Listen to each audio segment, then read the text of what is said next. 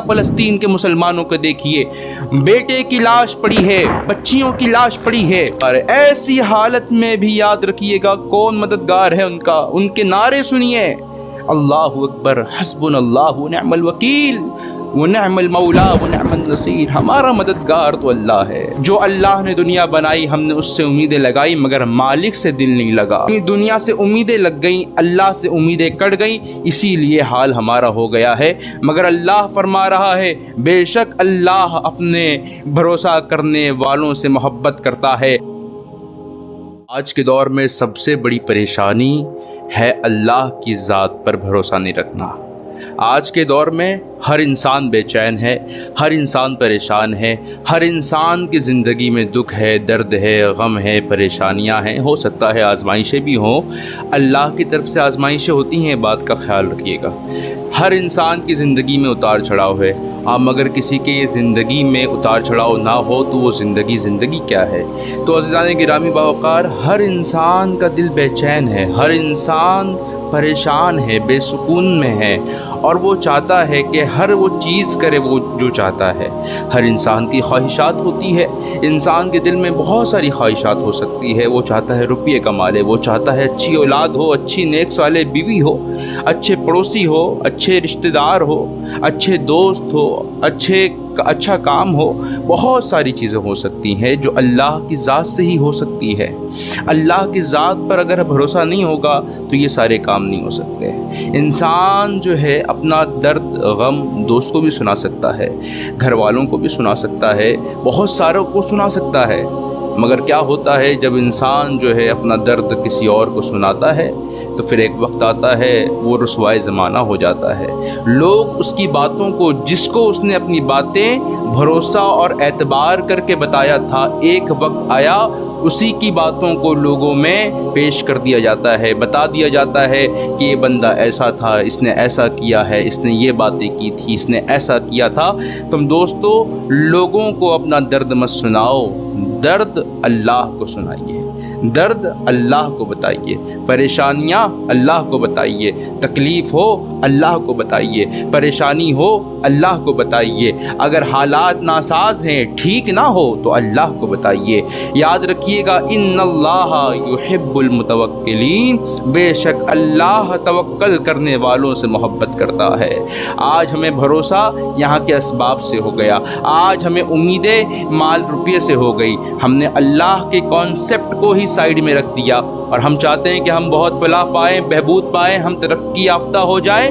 یہ قوم ترقی سے اتنے دور جا رہی ہے، اس کی ایک وجہ ہے ہم نے پیسے سے امیدیں باندھی ہیں، ہم نے دوستوں سے امیدیں باندھی ہیں۔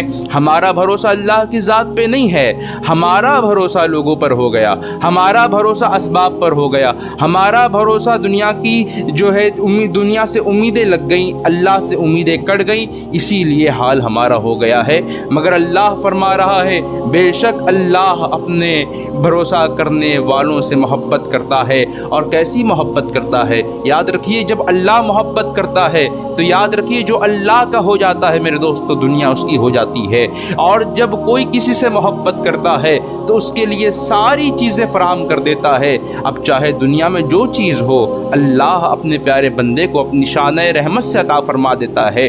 اللہ کی شان یہ ہے وہ جو چاہے، ان اللہ علی کل شیء قدیر، اللہ ہر چیز پر قادر ہے، وہ قادر مطلق ہے۔ مگر مسئلہ کیا ہے؟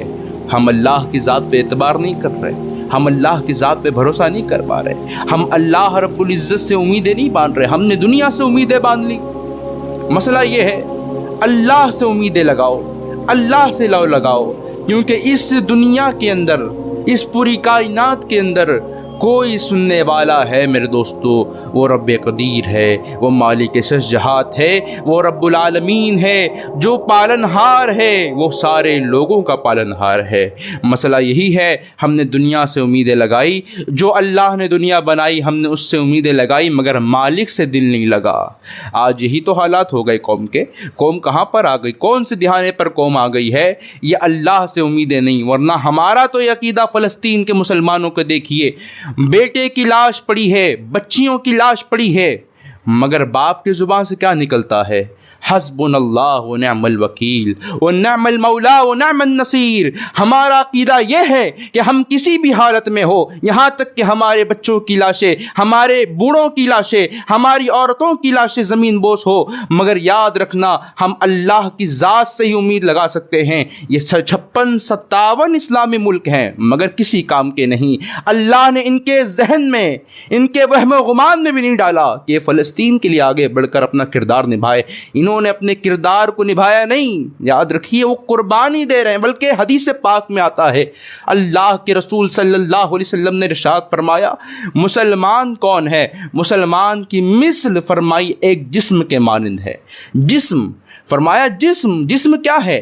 اگر میرے پیر پر ایک چوٹ لگ جائے تو میرے پورے جسم میں درد ہوگا، تکلیف ہوگی۔ آج فلسطین میں مسلمان مارے جا رہے ہیں، ان پہ ظلم ہو رہا ہے، نسل کشی کی جا رہی ہے۔ کتنے لوگوں کو شہید، 3-4 لاکھ تو زخمی ہو گئے، کئی ہزاروں، بڑے سینکڑوں کی تعداد میں لوگوں کو شہید کیا، اس میں اکثر بچے ہیں، اکثریت بچوں کی ہے، مگر درد نہیں ہوا۔ کیا مسئلہ ہے؟ حدیث تو حقیقت ہے، حق حدیث فرمائی میرے رسول کائنات صلی اللہ علیہ وسلم نے۔ مسئلہ کیا ہے؟ ایمان کی کمی ہمارے اندر۔ بلکہ 2 ارب مسلمان ہیں پوری ورلڈ کے اندر، پوری دنیا کے اندر، کیا ہوا؟ ہمارے سینوں کے اندر آگ نہیں لگی؟ ہمارے گھر میں ہمارے بچوں کو چوٹ آئے تو ہم صبح سے لے کے شام تک ہسپتال میں بیٹھے ہوتے ہیں، میرے بچے کو کیا ہو گیا؟ کیا وہ ہمارے بھائی نہیں ہیں؟